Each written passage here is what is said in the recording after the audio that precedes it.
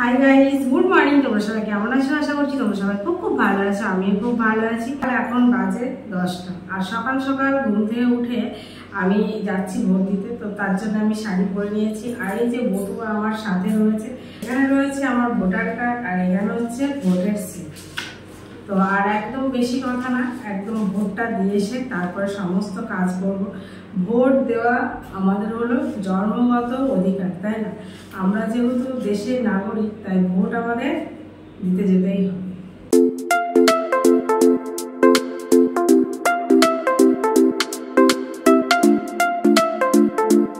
ঠান্ডা ঠান্ডা ওয়েদার, সকাল সকাল যাচ্ছি, ভোট দিয়ে আসবো, তারপরে সমস্ত কাজবাজ করব। ভোটের জন্য সারা জায়গায় একদম পোস্টার দেওয়া রয়েছে।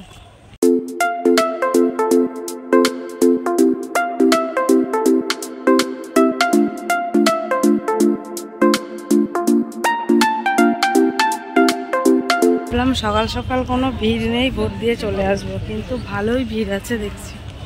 এতটাই ভিড় কি বলবো। তো আমি এখন দাঁড়িয়েছি ভোট দেওয়ার জন্য লাইনে, দেখতে পাচ্ছ কেমন ভিড়। ভোট দেওয়া হয়ে গেছে, ভোট দিয়ে এখন আমি ফিরছি। 2024-এ ভোট দিয়ে চলে এলাম। প্রচুর আর্মি চাকরি চলে এসছে, বাট ভোট দিতে গিয়ে কখনো এরকম ঘটনা ঘটবে ভাবতে পারি। আজকের ওয়েদারটা বেশ সুন্দর, ভালো লাগছে। ভোট দিতে গিয়ে এরকম ঝামেলায় পড়তে হবে ভাবতে পারিনি। যত সমস্যা হচ্ছে মোবাইল নিয়ে, তো মোবাইল ভেতরে নিয়ে ঢুকতে দেবে না। তো যে সিকিউরিটি গার্ড রয়েছে তাকে আমি বলছি, তাহলে আমার মোবাইলটা একটু দেখবেন। আর্মিতে জব করে যারা গার্ড দিচ্ছে, বলছে আপনার মোবাইল হারিয়ে গেলেও তো আমি কিছু বলতে পারবো না, আমার তো দায়িত্ব নেই।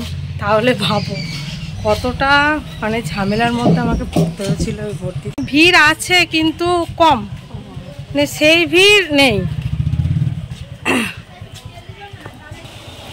তারপরে আবার কি, মোবাইলটাকে রেখে বাইরে, মানে নিজের দায়িত্ব, মোবাইল তুমি নিজের দায়িত্ব থাকো, আমি ভোট দিয়ে আসি, এরকম একটা ব্যাপার। তো মোবাইলটাকে বাইরে রেখে ভোট দিয়ে এলাম। তো ভোট দিতে গিয়ে টেনশন হচ্ছে, মোবাইলটা যদি কেউ উঠিয়ে নিয়ে চলে যায় কি হবে। যার কিছু হয়নি। অচেনা রাস্তা টুকুর টুকুর করে যাচ্ছি, কারণ আস্তে আস্তে হনুমানটা চলে এসছে আমার সামনে, চলে এসছে হনুমান। বাপরে, মৃত্যুর মুখে থেকে ফিরে যেতে হচ্ছে আমাকে ভোট দিতে এসে। হনুমানটা যদি আমায় খেয়ে নেয়, কেউ কিচ্ছু করতে পারবে না। সকাল থেকে এখনও কিছু খাওয়া হয়নি।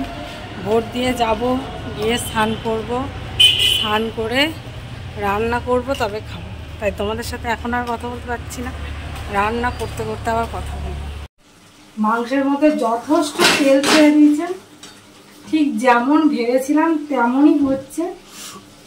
এর মধ্যে এখন আলুগুলোকে দিয়ে দেবো। একটা বৌদি খুব সুন্দর খাসির মাংস রান্না করে, আমিও শিখে নিচের সাথে।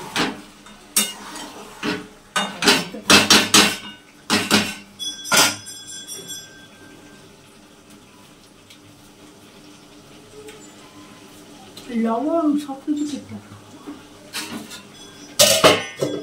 মাংসর ঝোল রেডি হয়ে গেছে।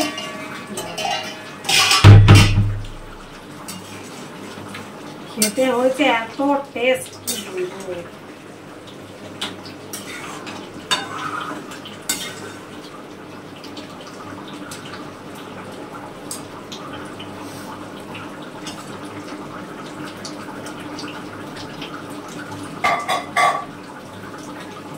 গরম মশলা দিয়ে দেবো।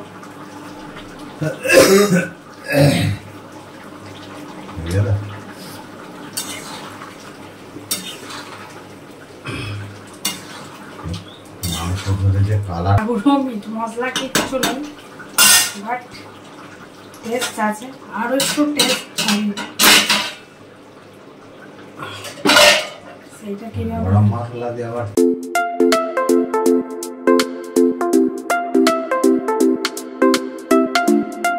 কাশিতেই তো মনে হচ্ছে। তো দেখেছো মাংসের ঝোল একদম রেডি হয়ে গেছে, এবার শুধু খাওয়ার পালা। সো গাইস, মাংস রান্না কমপ্লিট, এবার মাংস ভাত খাওয়া হবে।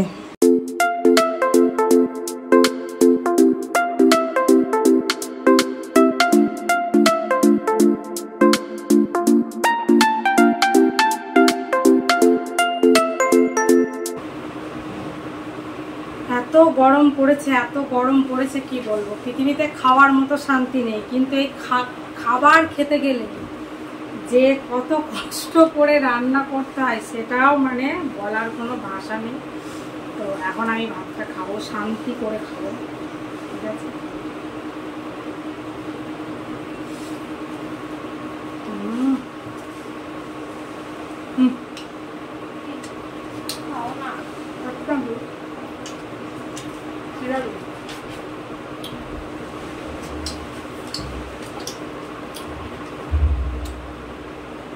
সোনার খাওয়া হয়ে গেছে, আমার খাওয়া হয়নি।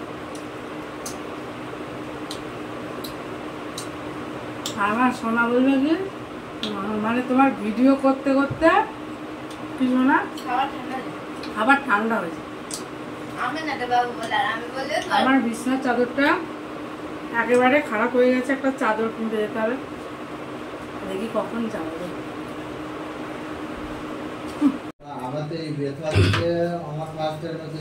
দুমট খাও তো কাজ করো, আর ভালো লাগছে না, বিশ্বাস করো। এত গরমের মধ্যে খাওয়া হয়ে গেল, গ্যাস মোছো, বাসন ধোও, স্নান করো, আর ভালো লাগছে না। এই গরমে মনে হচ্ছে শরবত খাই আর ঘুমাই, অন্য কিছু খাবার অত ভালো লাগছে না। কিন্তু খিদে তো আছে মানুষের, খেতে তো হবে নাকি।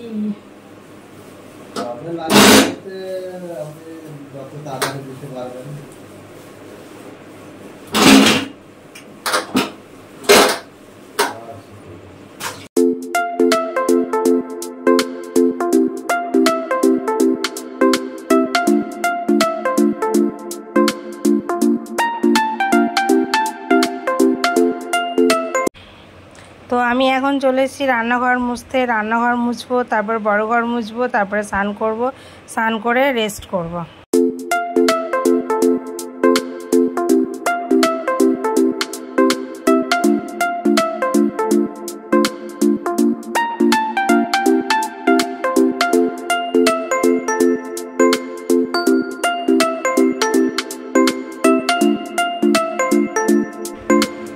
তাহলে আজকের ভিডিওটা আমি এখানে এন্ড করছি। আবার তোমার সাথে দেখা হচ্ছে নতুন একটা ফ্রেশ ভিডিওর সাথে। তোমরা সুস্থ থেকো, ভালো থেকো, আর অল টাইম স্মাইল করো।